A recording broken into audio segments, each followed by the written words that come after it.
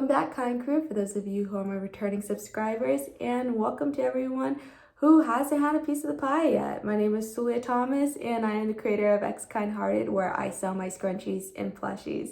I'm so excited to talk about today's subject, which is the first time at the market. So let's dive in. So you're selling at the market for the first time. Congratulations. That's a really big accomplishment, and I'm very excited for you. And I'm sure you're excited too, but with those excitement feelings, you may be feeling a little anxious. I'm here to tell you that's completely normal. People are going to tell you, stop overthinking, it's not that deep. No. Pay attention to the questions that you're asking yourself. Things like, is my product going to sell? Did I make enough? What are people going to think of my product? And those questions are very important because it's letting you know where your mindset's at, truly. And it's not just coming from an overthinking state of mind, but you need to kind of manifest that confidence in yourself. So while you're asking yourself all these questions, you need to be answering them as you go along. You should be saying things like, oh, I believe in my product. I'm sure it's going to sell out, but maybe not this time, but eventually it will.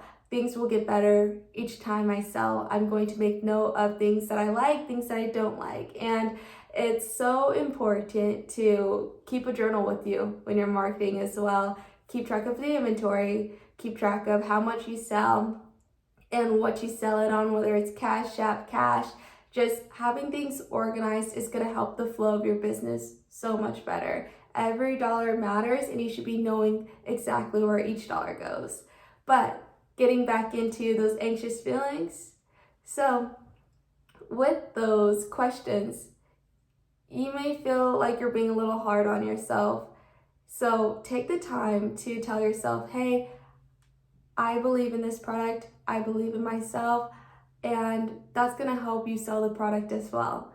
Because if you 100% believe in it, you're going to be like, I made this product by hand. You're going to feel proud, and you're going to have like an entire new, kind of a new mindset.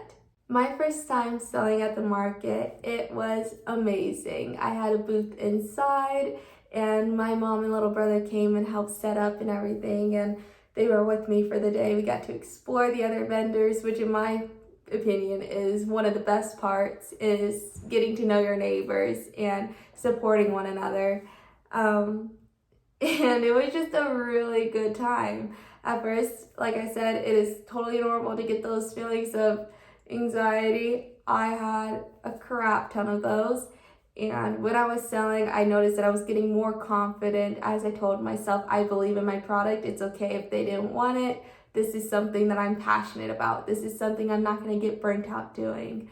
And quite a few people bought a lot of scrunchies. And this was before I incorporated my plushies into the market. And so the thing that not a lot of people talk about, and if they do talk about, they're not completely honest about their revenue, is that each market has a different demographic. If you're at a flea market, things are going to be cheaper there. People are going to expect things to be cheaper. So they see a scrunchie, for example, myself, because I made the mistake, a scrunchie for like $16. They're going to be like, oh, no, I came here to get a bargain, not to dish out my wallet on things that I want.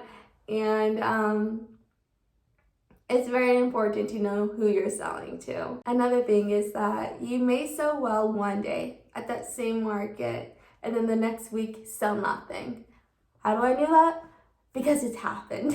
I had a market where nobody bought anything, and I think I was out there for about 8 hours. It was so hot. I was like 1 week away from giving birth to my baby boy, and it was still a good time though, because like I said, I like going to different vendors, but it was not a good time for business.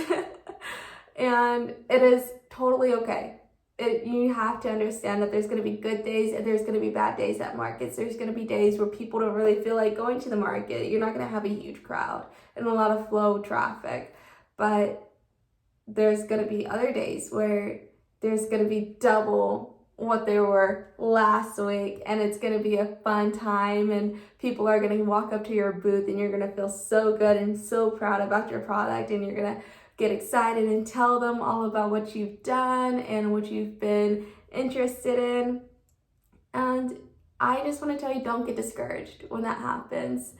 You may, again, if you're overthinking, answer those overthinking questions with the confident questions and logical ones. That's going to help those overthinking thoughts fade away, because you have to handle it. If you're starting your business like I am in like 3 months, and it is so important to answer those questions, because improvements, you can never get enough. You should always be improving. Another question might be, what should I be doing for all those hours that I'm just sitting outside at my booth? What should I be doing? So personally, I love to bring my crocheting stuff with me and keep my hands busy.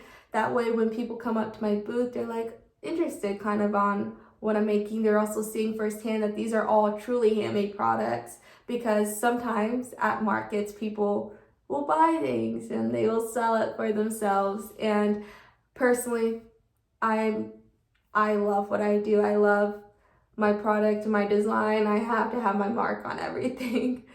But it seems much more meaningful when they see you actually hand making it yourself and taking the time to present a product to them that you're willing to give away.